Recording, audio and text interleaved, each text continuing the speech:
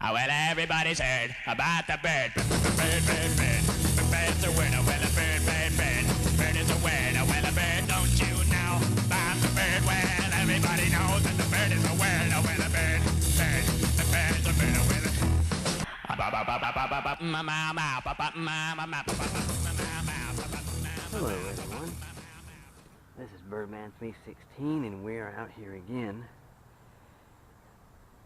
with the x16 GPS. But we have a new battery in here. We have the, I'm not sure what brand it is, but it's a 3000 milliamp battery. It's the exact same physical size as that 2800 milliamp hour battery for the CX20. And we got about a little over 14 minutes out of the CX20 battery. And we're going to see if we can go for 15, maybe 16 total time, including shutdown, startup, shutdown, everything. And we're facing, there's a breeze coming from my face here, from this direction where I'm pointing.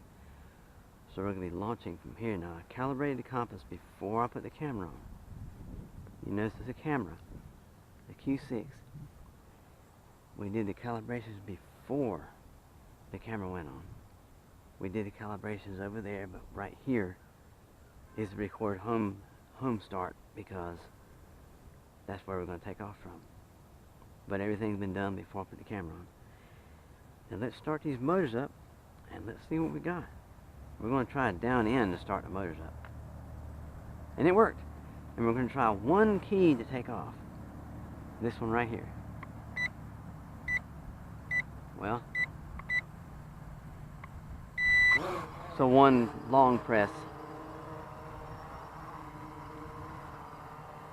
That wind is kind of messing with the barometer a little bit. Let me get up a little bit higher.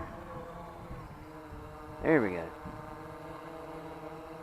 So this has a wind barometer or whatever it's called for the hover hold. But the GPS seems like it's doing really well, holding locked in one spot. She's kind of drifting around just a little bit. But, I mean, hey, you can get these birds for like 125 to 135 bucks on GearBest and Banggood.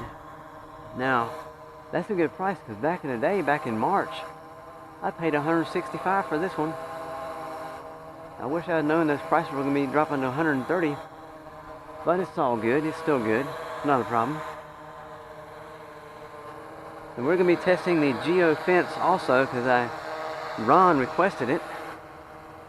I'll bring her down just a little bit and get an in-your-face shot. There we go. So right there. We're going to walk up to her, hoping she won't bite us.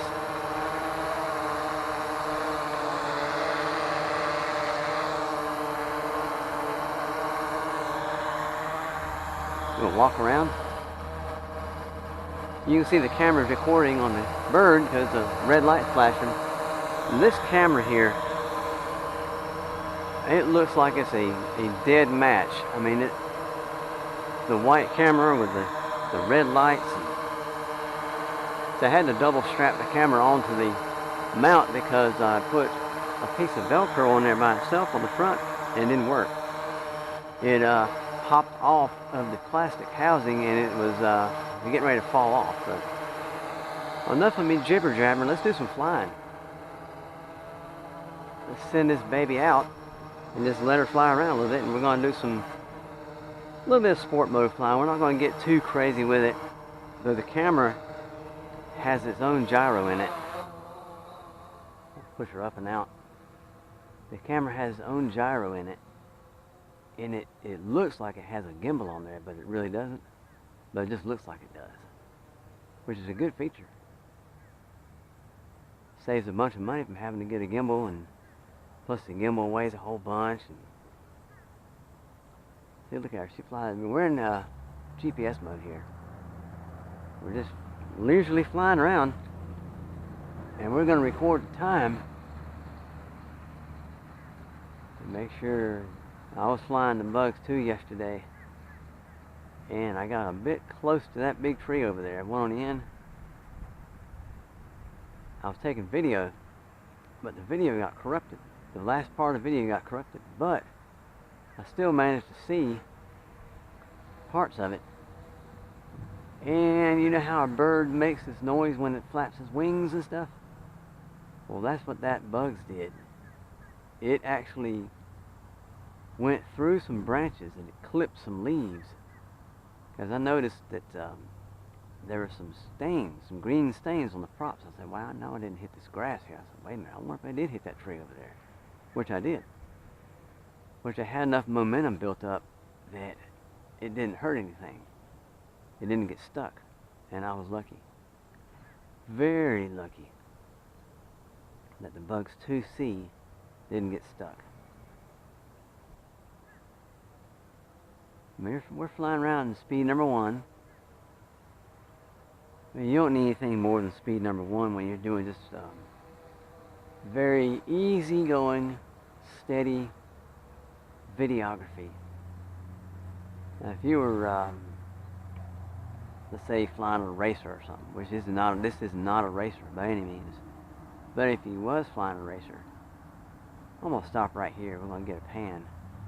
Might go up just a little bit more. Do a little twirl. I'm not sure how high we are because there's no telemetry on this. We're going to stop right here. We're going to do I can still see the lights pretty good, and I can tell we're turning around. I know you guys can't see it too good. I'm going to do a spin and I'm going to come on back down, come closer. Do a complete 360 and come back down this way. I'm guessing we're probably about 75 meters high, and we're probably about maybe 150 maybe away from us. I'm going to push forward on the pitch roll stick like this and bring the throttle stick down some. It's always good to do it like this, because we don't want any VRS. That's bad.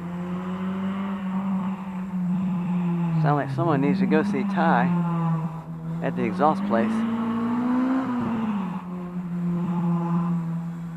It sounds kind of weird there, I tell you. He needs to go see Ty and have a better exhaust put on that car there. But it's all good. It's all good. So what I'm going to do, I'm going to just very shortly, I'm going to cut this GPS off, which is this button right here. And she's going to drift. Watch this. See, she's drifting backwards because the winds come from there. I'll put her in speed number 2 just for a little bit. And we're going to see, we're just going to do a little sport fly. I'm going to get her up there a little bit higher. There we go. Now,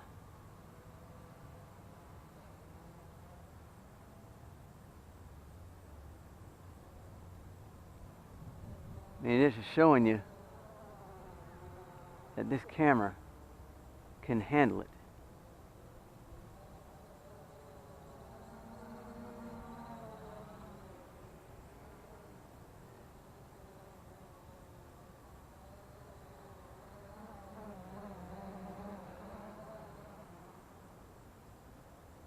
It shows this camera can handle it. I let off the stick, and you're coasting, and you're doing like a little twirly around. It's almost as if you're playing in a parking lot on ice. You know how you do donuts on the ice and everything?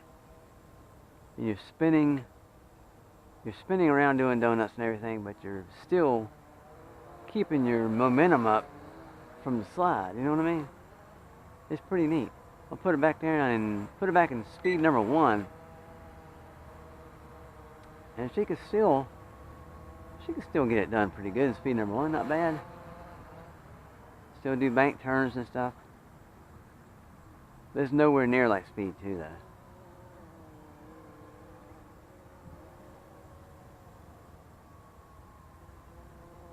I'm gonna let her coast for a minute. Bring her this yaw this way, and then watch this when I turn the GPS back on. She goes back to the point where I pressed the button. She rocks around a little bit, but I mean, shoot. I mean, for 130 some odd dollars, what can you expect? I mean, really. But this is not a Phantom. This isn't a Solo. This is priced way below either one, but still, I mean, for a GPS bird, I mean,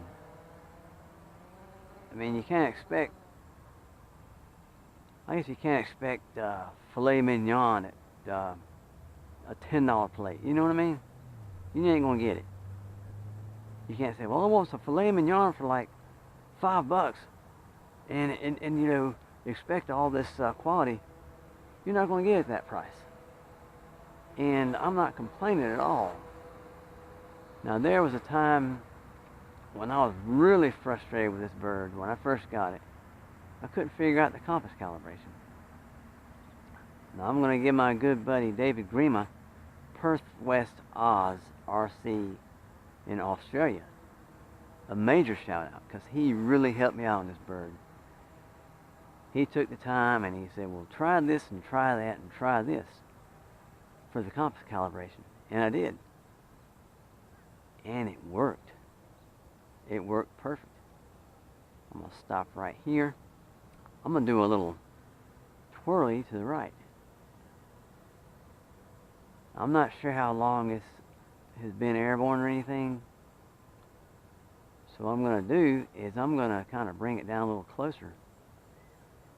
So when those lights start blinking, meaning LVC, low voltage mode, you notice I'm keeping her forward as well as dropping altitude. Now right here's a good altitude in case the low voltage lights start flashing. And Ron wanted me to test the geofence. This some kind of geofence on this one, that when an LVC hits, you can't go past a certain point. You can't get a certain height because it needs to be fairly close to home so it can get on home safely. Now this is just a thing of me. A lot of people say, well, I want it to turn and face me when it comes home, or I want it to do this when it comes home. Well, this is just me.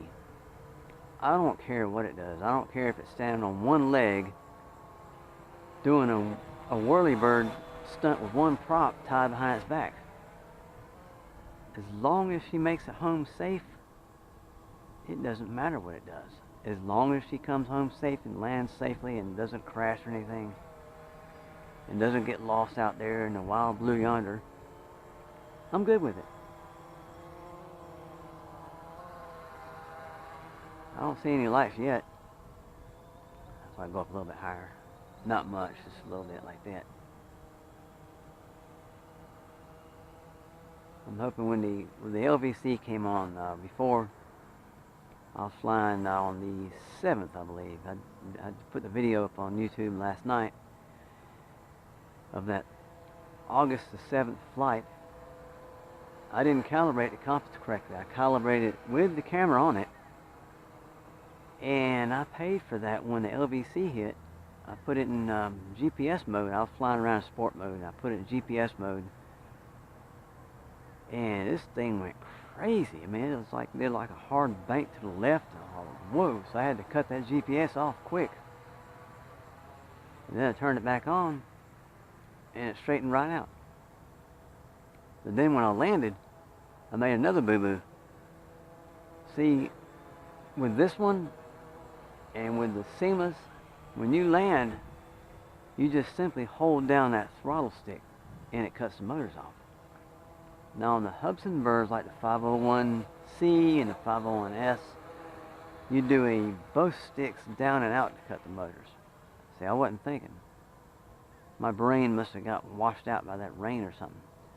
I did both sticks down and out, and the thing revved up and tilted over and tipped over, and I left that blooper in there to show people that, nope, you're not supposed to do it like this. You're not supposed to do it like that. So I left that blooper in there just to prove a point. That don't be like Mikey. Don't do the both sticks down and out on this one. I mean, we're flying in GPS mode and speed number 1, nice and easy. And that camera has got its own gyro built in it.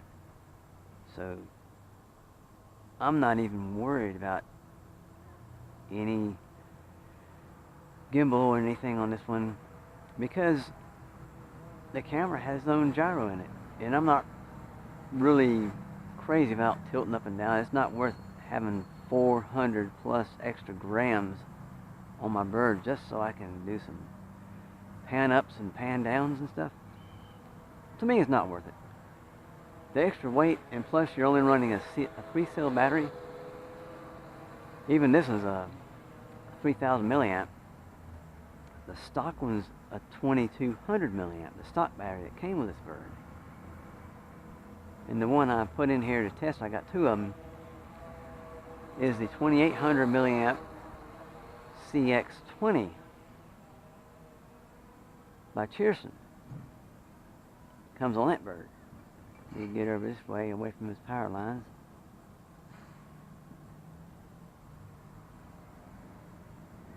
We're just kind of flying around gently. We're just waiting around for the battery to do the LVC thing. We're going to see what happens with this geo fence.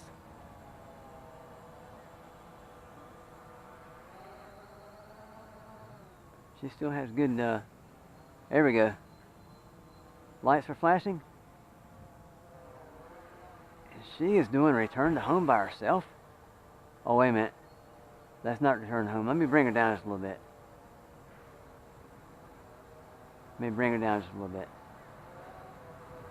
Okay, now what I'm going to do, that must have been the geo fence right there.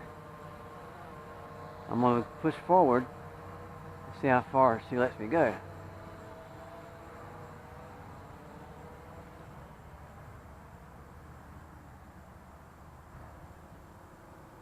See her come back. She's coming back. That must be the geo fence, because let me go off this way a little bit. Watch this. I'm going to push her off this way. I'm pushing off. See? See her stop? And she comes back. So what we're going to do, we're going to turn off the GPS. And she's going to just drift around a little bit.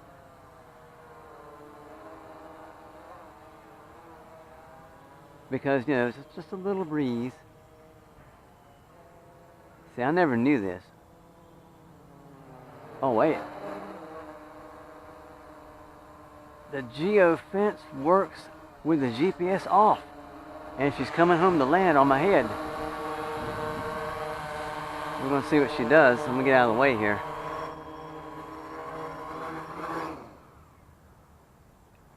That was amazing. That was amazing. See, we all found out something different here. Let me cut this camera off that's on the belly of the bird. We'll stop the recording first. Then we cut the camera off itself.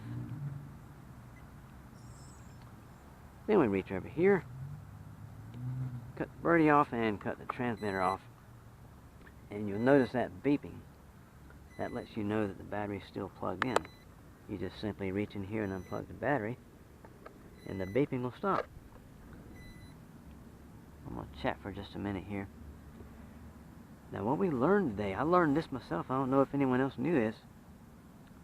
The geo fence worked even though you were out of GPS. You were in sport mode, just flying around with just the hover hold function.